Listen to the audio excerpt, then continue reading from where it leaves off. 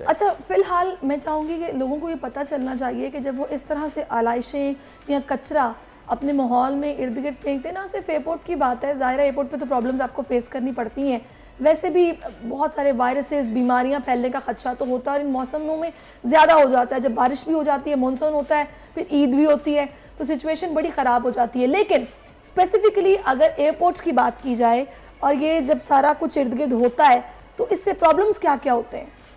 देखिए, सबसे पहले तो ये है कि जैसा कि अभी बात हुई कि जब इन मॉनसून और ईद उल अज़हा के आसपास कचरा बढ़ जाता है तो इससे बर्ड एक्टिविटी बढ़ जाती है, और जब बर्ड एक्टिविटी बढ़ती है तो लामोहला इसका मतलब ये है कि जो जहाज़ लैंड और टेक ऑफ कर रहे हैं उन इलाकों में वो उसका रिस्क बढ़ जाता है कि वो जहाज़ से टकराएंगे।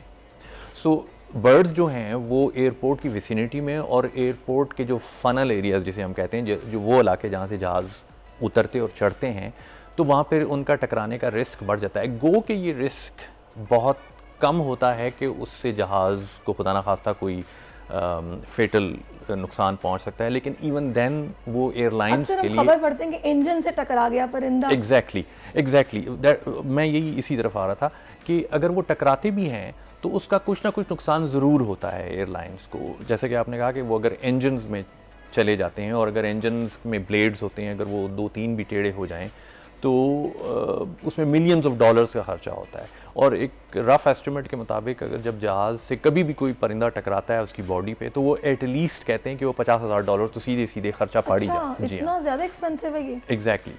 तो अगर मैं आपको रफ़ फिगर्स दूँ, दे कवर फ्राम 2018 2022 मई जून, तो इस दौरान अबाउट 662 बर्ड स्ट्राइक्स, जिसमें से 99% जो थी वो नो डैमेज था, and in that 0.9 was like substantial, 0.91, not even 1%.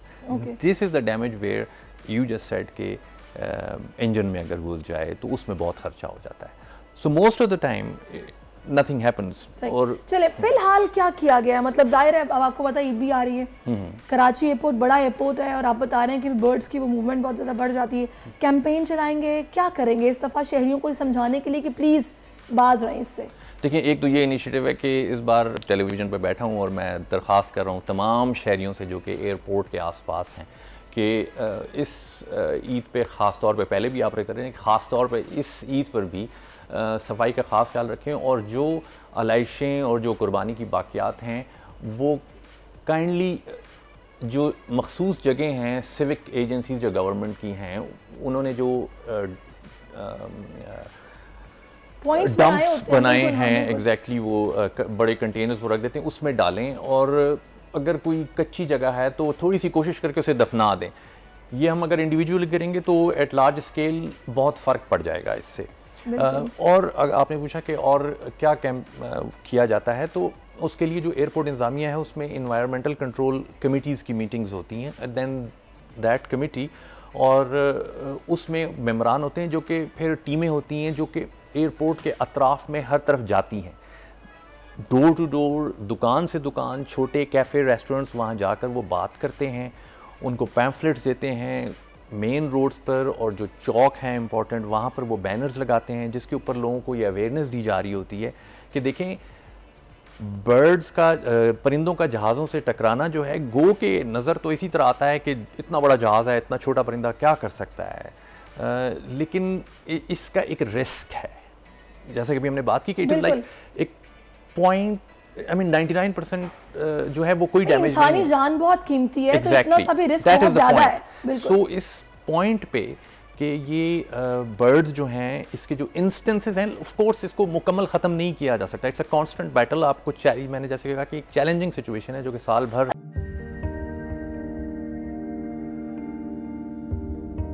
कैसे कैसे सितारे डूब गए, खूबसूरत नजारे डूब गए, ख्वाबों के सभी किनारे छूट गए, गमज़दा दुख के मारे डूब गए। कितनी मुश्किल का सामना है यहां, कितने लोगों के प्यारे डूब गए। आओ मिलकर करें मदद सबकी, जिनके सारे सहारे डूब गए।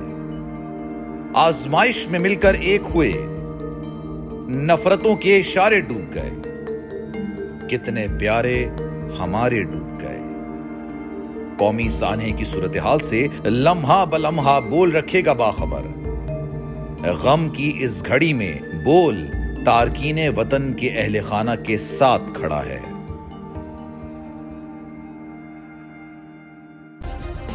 सब्सक्राइब करें और बेल दबाएं ताकि कोई खबर रह न जाए।